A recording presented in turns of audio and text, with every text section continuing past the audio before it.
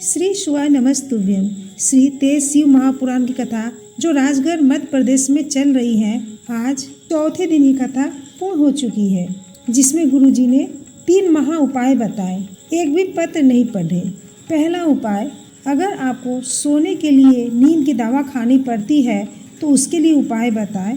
दूसरा उपाय, डॉक्टर ने घुटने का ऑपरेशन को कहा या आपके पीठ या कमरे में बहुत दर्द रहता, बहुत दिन हो गए जल चढ़ाते चढ़ाते महादेव सुन ही नहीं रहे हैं, तो 2 बेलपत्र वाला उपाय आप जरूर करें। यदि किसी कारणवश आप ये कथा न सुन पाए हो तो इस छोटी सी वीडियो में आपको पूरी कथा की जानकारी प्राप्त हो जाएगी। गुरुजी ने कहा, भक्ति करने वाला को मोक्ष के लिए कहीं दूर जाने की जरूरत नहीं पड़ती। जहाँ बैठकर वह भगवान का भजन स्मरण करता है, मुक्ति उसके पीछे पीछे आ जाती है। आप शिव जी को ढूंढने का प्रयास न करें, आप जहाँ पर रहे शिव जी की भक्ति करें। जब आप शिव जी की भक्ति करते, कीर्तन करते, 1 लोटा जल चढ़ाते, शिवालय की साफ सफाई करते, शिव महापुराण की कथा का श्रवण कर लेते, आपको शिव जी को ढूंढने की जरूरत नहीं पड़ती। महादेव स्वयं आपको ढूंढ लेते हैं। गुरु जी ने कहा, दूध, दही, छाछ, मक्खन, घी एक ही कुल के हैं, एक ही घर के हैं, एक ही परिवार के हैं, पर सबकी कीमत में अंतर है। दूध 80 रुपया लीटर, दही 150 रुपये किलो लीटर, छाछ की कीमत दही से ज़्यादा, मक्खन की कीमत दही से ज़्यादा और घी की कीमत दही से ज़्यादा। जो जितना अग्नि में तपता गया, जो जितना मटता गया, जो जितना खटास रहता गया, वह कीमती बनता चला गया। जिसने अपनी ज़िंदगी से जितना जितना परिश्रम किया है, दुख झेलता गया, उसकी कीमत संसार में बढ़ती चली गई। गुरु जी ने कहा, अगर आपके क्षेत्र गांव में शंकर जी के मंदिर है, पीपल पेड़ के नीचे पत्ते खेलने लोग बैठते हैं, तो आपका फर्ज बनता, आप पास में रहते हैं, जैसे पता चले 4 बजे पत्ते खेलने आएंगे, 3 बजे फर्श में पानी फेंक दे। एक काम आप भी अच्छा कर सकते हैं। गुरु जी ने निवेदन किया, रक्षाबंधन का त्यौहार आए, कितना भी झगड़ा हो, बोलचाल ना हो, अपने घर की बेटियों को, बुआ को, जीजियों को प्रयास करना।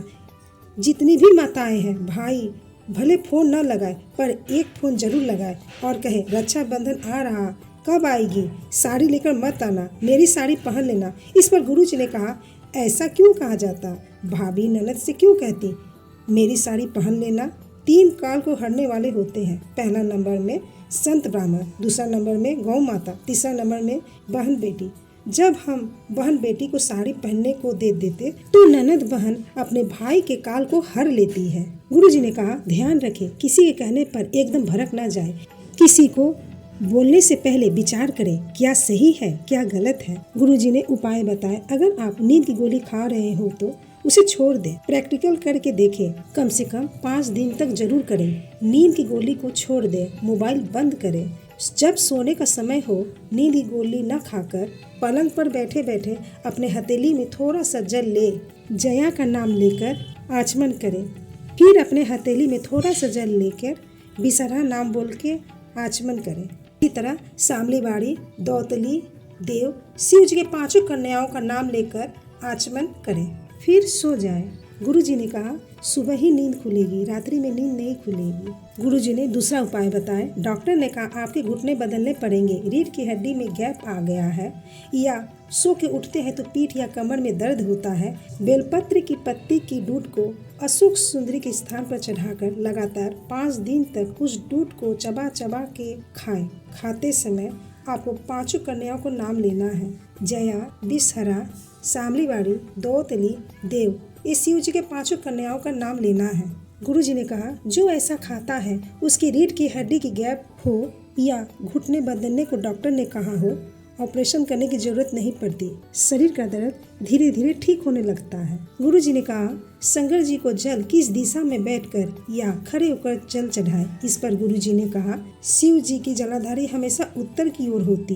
भारत की भूमि में केवल एक शिवलिंग ऐसा है जिसकी जलाधारी दक्षिण की ओर है, जो उज्जैन में महाकाल की है। गुरु जी ने कहा, यदि महादेव आपकी नहीं सुन रहे हैं तो अशोक सुंदरी में बेलपत्र चढ़ा के डंडी जलाधारी की ओर, और शिव जी पर जो बेलपत्र चढ़ाएंगे उसकी डंडी भी जलाधारी की ओर रखें, जहाँ से पानी नीचे गिरता उसी ओर, और आप जलाधारी के विपरीत दक्षिण दिशा में बैठे। दक्षिण में बैठने से आपका मुख उत्तर की ओर हो गया।